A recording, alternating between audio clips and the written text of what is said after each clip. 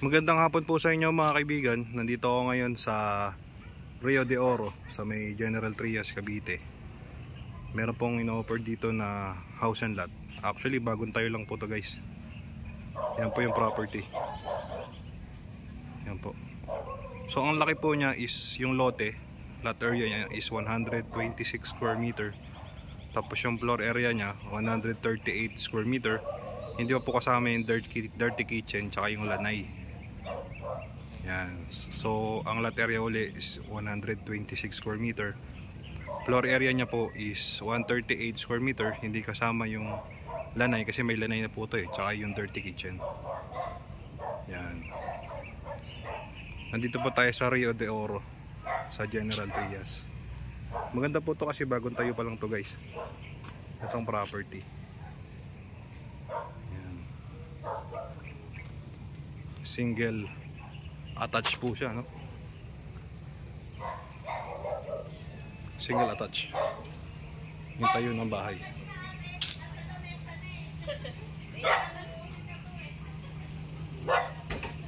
Yan. With gate and fence na po siya. Tara, pasukin po natin para magkaroon po kayong idea sa loob ng property. Yan. So sa gate may mga ano na po siyang ilaw. Both side to side. Ayan. Tapos ito po yung lanay. Sliding door papunta ko sa loob. Tapos ito po yung pinaka carport. Ayan. So check po natin yung surroundings ng property sa 126. Yan. Ito po yung pinaka house. Yan. So ang ganda ko kasi bagong tayo lang ho to. Actually binibenta nga lang po to ng sa halagang 5.5 million. So napakamura kasi resale. Gusto nang ibenta ng may-ari dahil sa financial crisis. So ito po yung dirty kitchen. Ayan.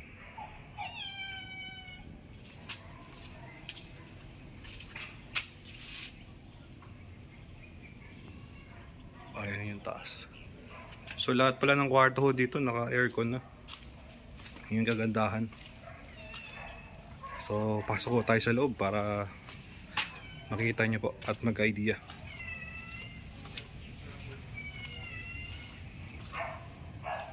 Ayan. So dito po. So papasok po tayo sa loob. So maganda ho yung pintuan. I do believe mahogany po ito.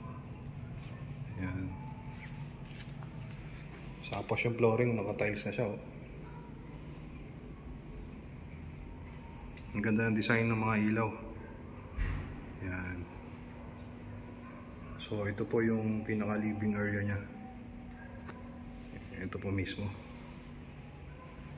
Tapos sa tabi po ng stairs meron pong pintuan. I think ano po siguro to CR. Oh, CR nga. Yan. So sa ganito kalaki meron na siyang kasamang shower. CR sa ground floor. Katabi ng stairs. Tapos ito po yung pinaka living area. Sa living area meron po siyang pinaka first bedroom sa ground floor. Katabi ng living area. Ito po. Sa first bedroom meron po siyang kasamang aircon na.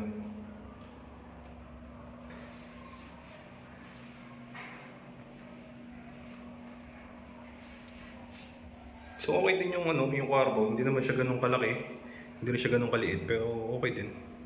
Ayos din po yung niya.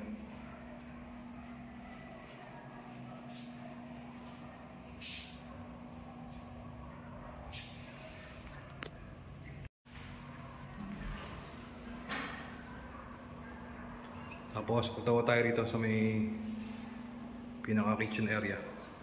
So sa kitchen area makapasin nyo yung ano niya, naka-granite na ho yung tiles sa kitchen.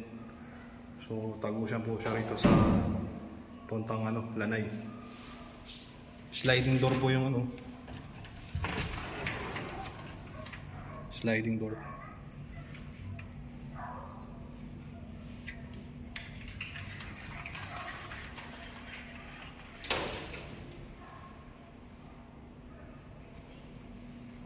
Tapos ito yung pinaka ano, kitchen area.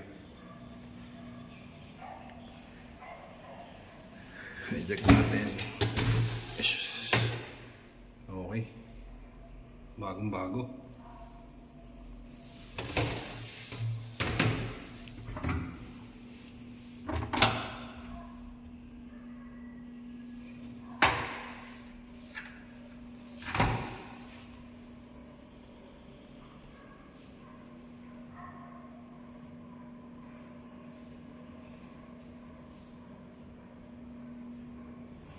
Tapos ito po yung labas papunta sa ano, dirty kitchen. Dito po tayo dumaan kanina. Yan. So, akit naman po tayo sa may second floor.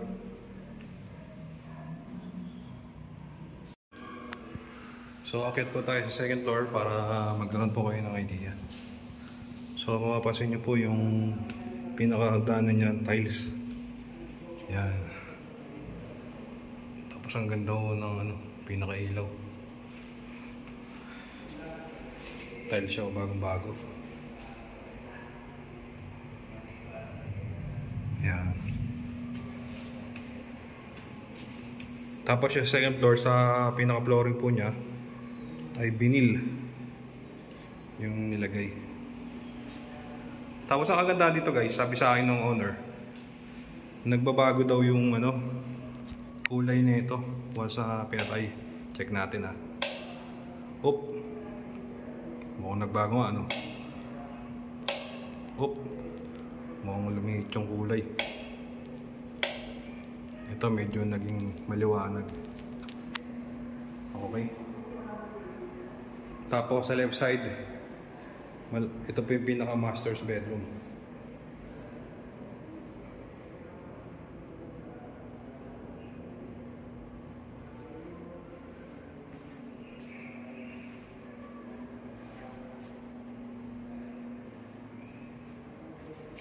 Yan.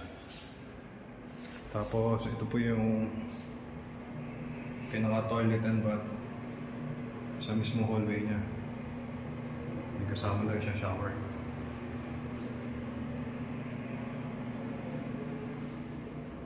Tapos meron another kwarto ulit rito. Yan. Ito naman may kasama na siyang aircon dito sa kwartong to.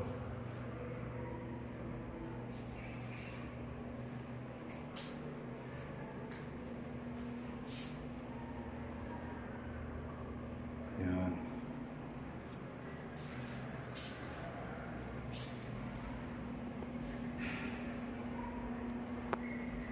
Tapos sa left side meron ulit siyang another na bedroom ulit. Tapos to may kasamang aircon din to. Ay dumilin. Walang aircon.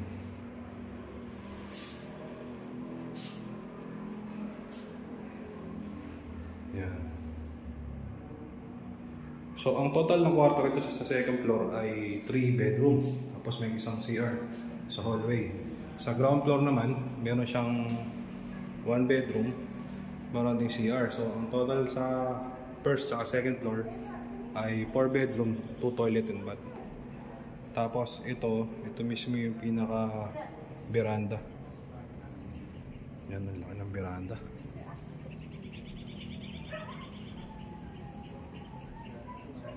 Okay yung veranda nito, laki. Tanaw mo yung buong subdivision. Hindi naman pala buo, ano, nearby mga kapitbahay.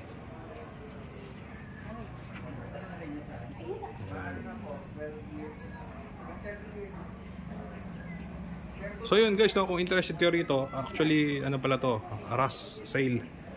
So binibenta to ng may-ari sa around 5.5 million.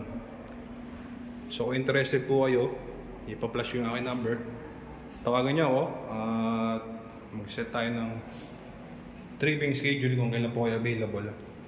Makausap nyo yung may-ari about sa kanyang price and offer sa inyo. Actually mura to guys kasi binibenta to ng mabilisan dahil sa palit nga ng pera ng owner.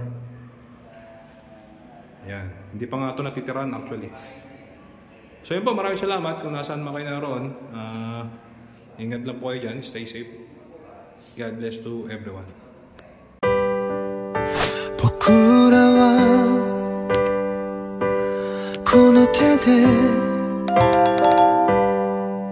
明日を切り開くため胸に見えないナイフをしまってる